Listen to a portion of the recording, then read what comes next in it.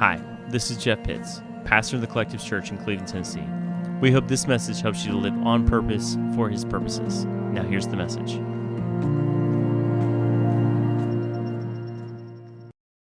Brand new series, guys, called At the Table. Who's ready to eat? Who was fasting? I missed tacos. Not gonna even lie about it. Me and tacos have a thing. And I did finally eat some Chex Mix the other day. So if you were here, thank you, Autumn. Autumn's always cheering me on. So I thought the best thing to come out of a fast to do would be talk about eating.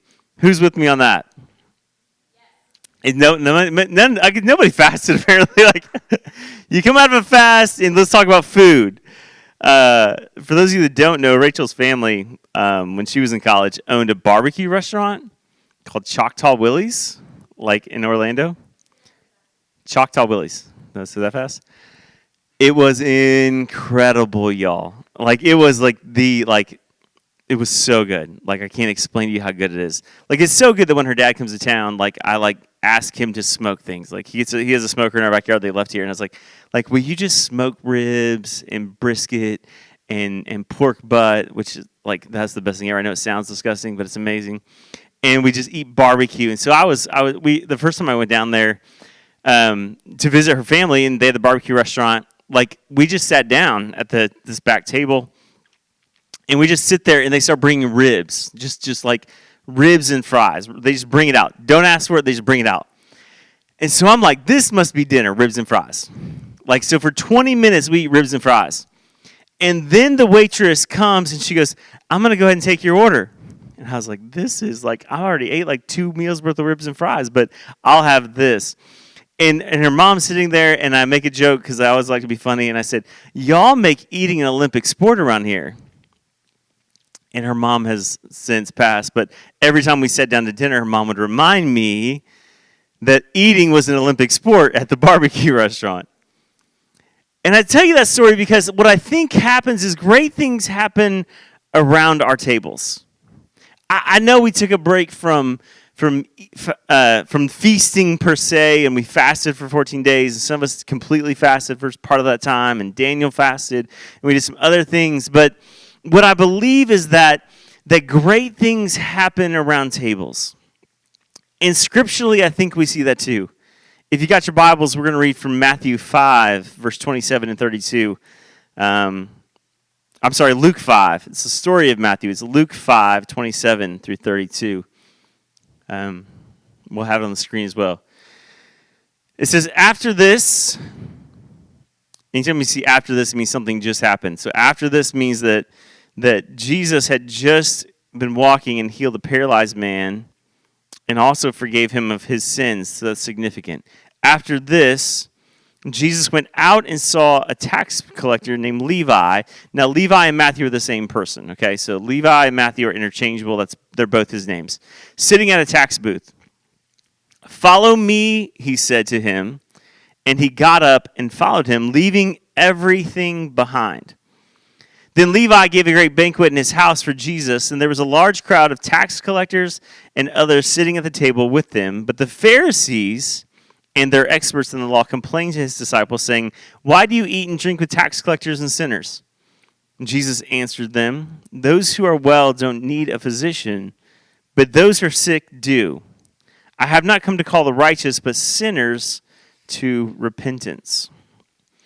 So it's interesting. It's kind of like there's a cast of characters in the story. One of my favorite movies ever is The Sandlot. Anybody ever watched The Sandlot? I love The Sandlot. I hope it is probably top 10 favorite movies. Before there were memes, there were just things we quoted from movies. And You're Killing Me Smalls was probably in my top 3 things I said all the time. So I still say it to my kids.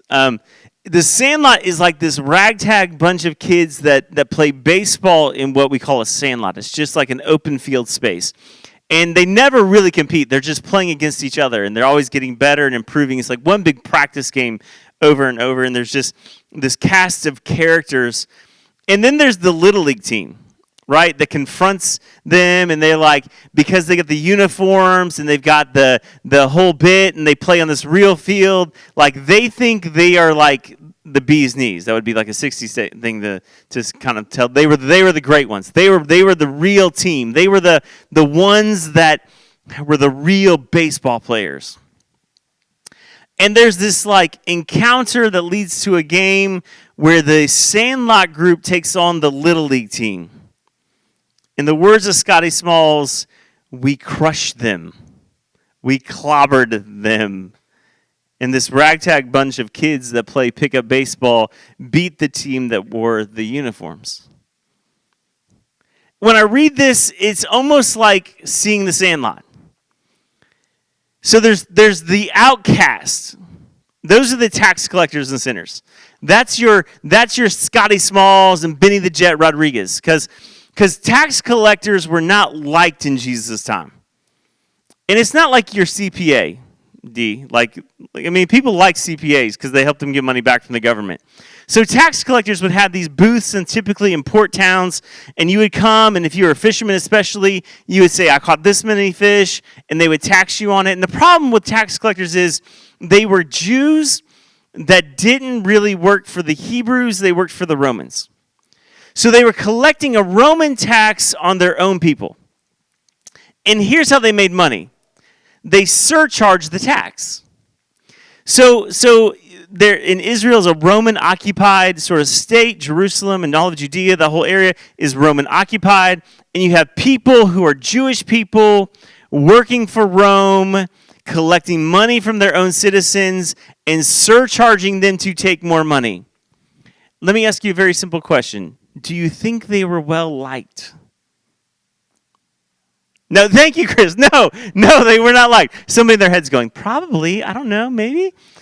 No, they were hated. They were despised. They were considered cheaters. They were considered people who were like traitors. They're like, why would you work for Rome?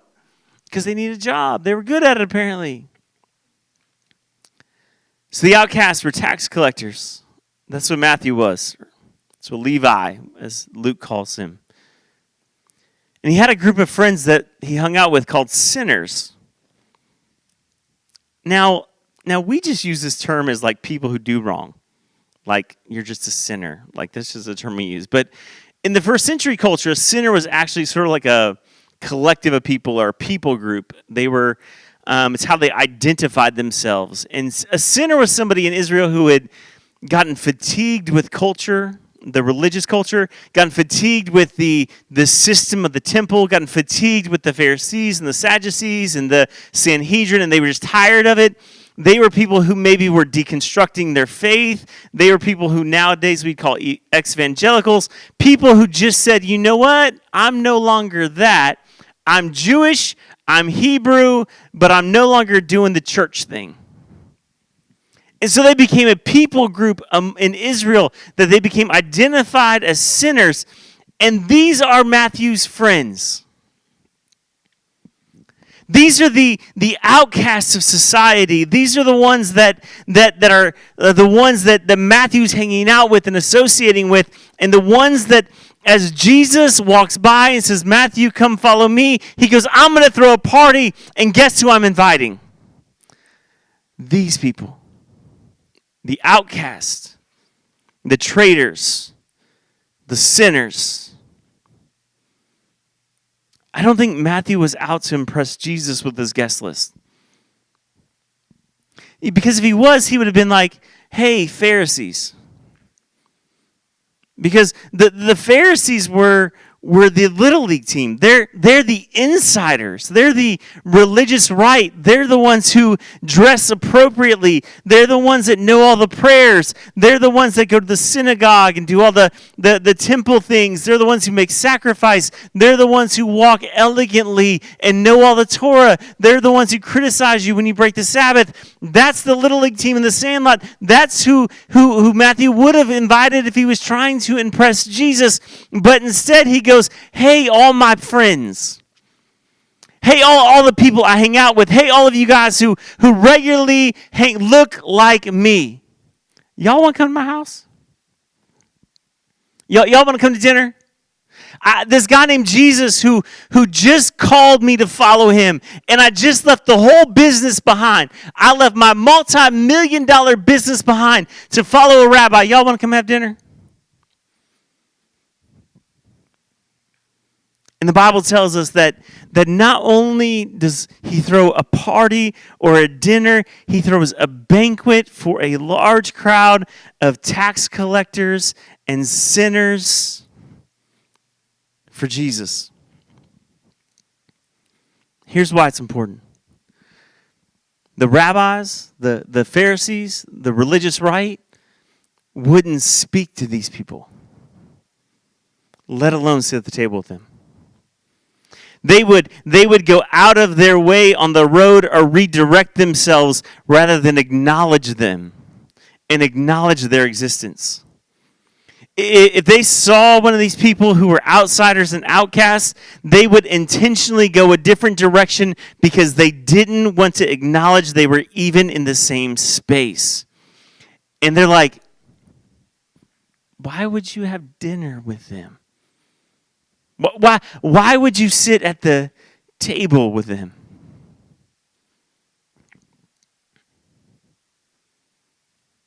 We've all been college students or are college students. And probably one of the great fears in our life is going to the cafeteria by ourselves. You know it is. You know nobody goes by themselves, right? Because there's the awkward moment of going in and you get your food and you scan the room, and you're looking for somewhere to sit. You're looking for someone you know, because you don't want to be that person that sits alone. Come on, let's be honest about it. Nobody sits alone in the cafeteria. That's the weird kid, right? You're just like, and internally you may not say it out loud, but you made fun of that kid. You're like, that kid's got no friends. They came to the cafeteria by themselves. Did you see they're eating the international food? You know it ain't any good, right? You've already processed everything about it. Like, so you will wait. You will be like, when are you guys going to the caf? Right, because you got to go together. Why? Why? Because you want to sit with somewhere and with somebody where you belong. Because it's not about the food at the cafeteria, because it's not good. Let it preach, right? I mean, the pizza's okay. No, if the university people are listening to this, sorry. If the faculty and the cafeteria people, it's okay. I'm not going to say it's terrible. But we don't go there because it's a great meal. Why? We go to the cafeteria, one, because we need sustenance, but two, because it's time with somebody. It's time to connect with somebody. It's time to eat a meal together and have conversation, and it's time to connect. And in a church word, we call it fellowship. And this is the purpose behind Matthew throwing a banquet and inviting his friends, because he was saying, listen, come to my house or come to this banquet hall. Come and eat a meal with us and this man named Jesus. And this man, Jesus, was cool with hanging out with the weird kids, the outcasts. And dinner for Jewish people was more than dinner. Dinner was more than just a meal. There's a Jewish magazine I read this week about this. It said that eating is a social task which transforms the biological need into a community of intimacy and shared experience. The Jewish meal was meant for intimacy, fellowship, and significant conversation.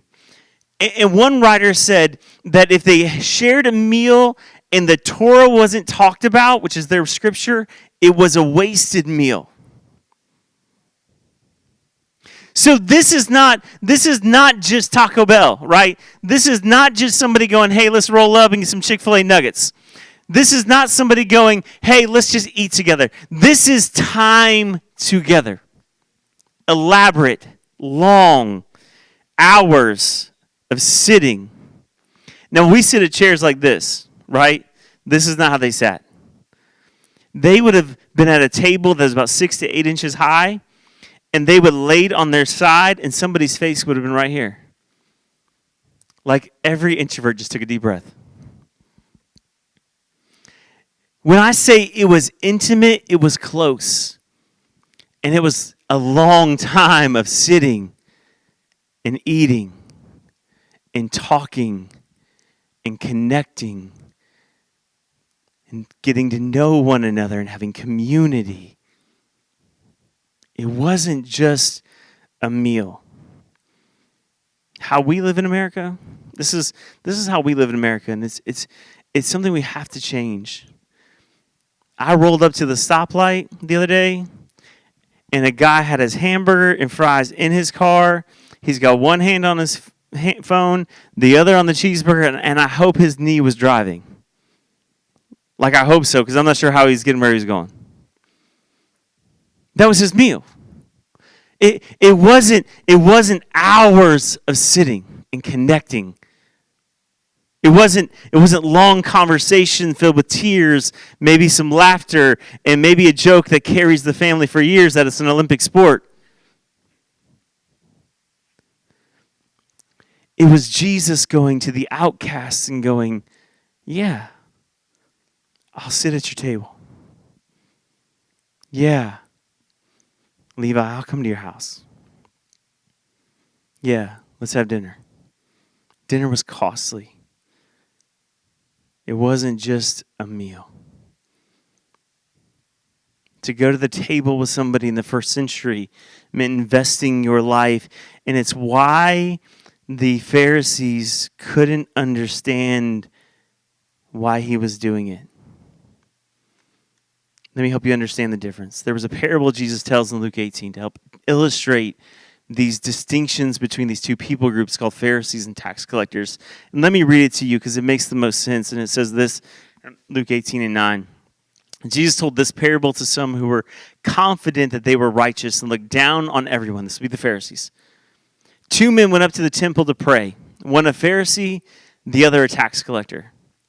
The Pharisee stood and prayed about himself like this: God, I thank you that I'm not like other people, extortionists, unrighteous people, adulterers, or even like this tax collector. I fast twice a week. I give 1/10 of everything I get. The tax collector, however, stood far off, would not even look up to heaven, but beat his breast and said, God, be merciful to me, sinner that I am. Pharisees, self-righteous, into what they do.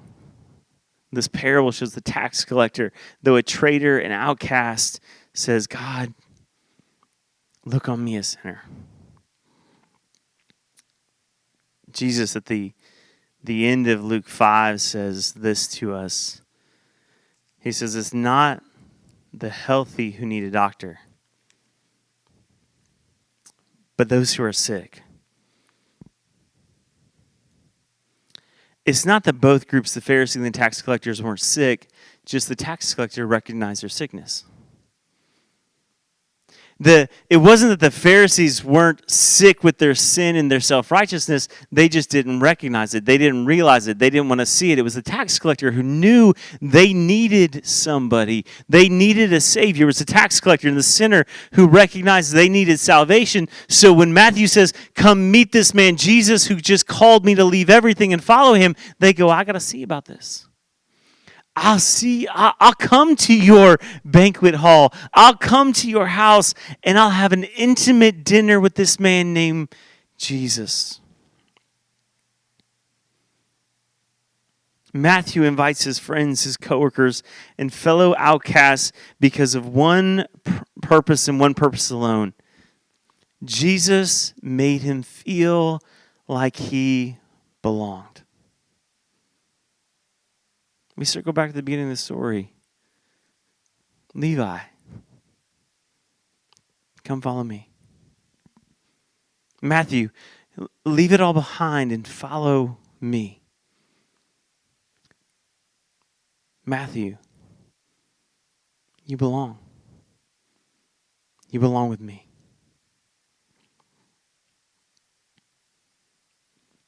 Matthew, you belong. My prayer as a pastor is that people walk in this house, walk into our church, and they're not the lonely kid in the cafeteria looking for a place to sit. But they go, I belong. I belong. So we're intentionally going to do some things to invite people to the table of our church and our life. And here's how we're going to do it. And this is where you guys come in. This is the response for you guys. We are creating what we call a family table. Family table. If you've been to our house on a Sunday lunch, and many of you have, like it's us and our kids, and it's conversation, and it's food, and we usually take a long time getting there. And so Rachel and I were like, how can we do this as a church? Because we clearly can't have all y'all at our house for Sunday lunch and all your friends to our house. Now, that'd be great. So how do we do this as a church? Here's how we're going to do it. Once a month, we're going to open this building in our fellowship hall, and we're simply going to host a meal. For your friends who feel like outcasts, who are ex-evangelicals, or they're de-whatevering the church and they're taking it all apart, they're deconstructing or reconstructing, or they don't know if they believe in Jesus, or they think Jesus isn't for them, or they've never even heard of Jesus, or they just are like don't have a home, or they just want a home-cooked meal, we're going to say, come and sit with us and eat. And we're going to talk. And we're going to connect. And we're going to hang out. And we're going to eat. Because that's what Jesus would do. It's not, let me tell you what it's not. It's not a bait and switch. It's not like, hey, come have a meal, and then Pastor Jeff's going to get up and preach a sermon. That's not it. Like, just to be clear, that's not it. Not that I would mind. I like to preach. It is simply a place and space for your friends, for your fellow outcasts, for your people who feel like they don't connect anywhere else, to come and feel like they belong. Because this is what I know. People will feel like they belong long before they believe. People want to know if they belong before they're ever going to buy into the Jesus you're selling or telling them about or living out. They will walk in the doors of this church, and I tell you, this is statistical data. They make up their mind in 3 minutes if they're ever coming back, because the question they are asking is, do I belong? Not what their doctrine is, not what songs do they sing, not do I like the preacher, not if the environment is cool. The thing they are asking themselves is, do I belong? And we've got 3 minutes to help them feel that. So what we're going to do is take an entire night once a month to go, you belong. Come and eat with us. So in 2 weeks from now, on Super Bowl Sunday, because we knew nobody was coming to church Super Bowl Sunday anyways. Don't act like you were. You were like, I'm going to go to a Super Bowl party. Going to hang out with my friends. Super Bowl Sunday on a Sunday night, instead of our normal service, we're going to have our first family table. And you have one job. Invite.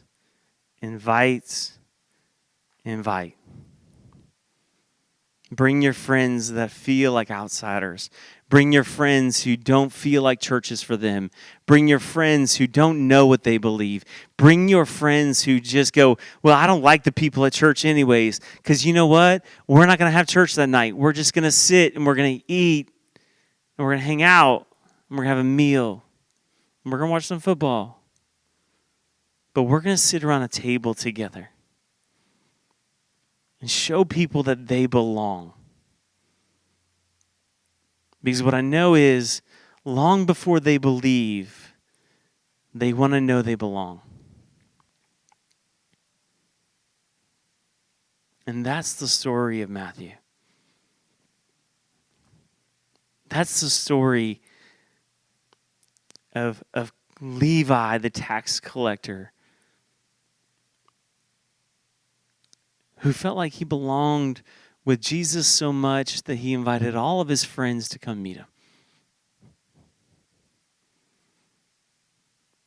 And that's what we want to be. Jonathan, you'll come up and close us. So the response tonight is simple. It's just super easy. As we close in a song, here's the prayer I want you to pray. God, who do I need to invite? Lord, who do you want me to invite? Who feels like they don't belong? And when the Lord reveals that person, maybe not tonight, maybe as you're out and about and you're at the cafeteria, you're at Chick-fil-A, or you're in your dorm, or you're just out of work, God's going to go, this is who it is. And then you have to operate in obedience to say, hey, would you come to our church? We're going to have a family table. We're just going to eat together and hang out and watch the Super Bowl. Would you come? Ask God who it is. Have the courage to respond in obedience. Thanks for listening to our podcast. And remember to rate, review, and subscribe. Now go be the collectives.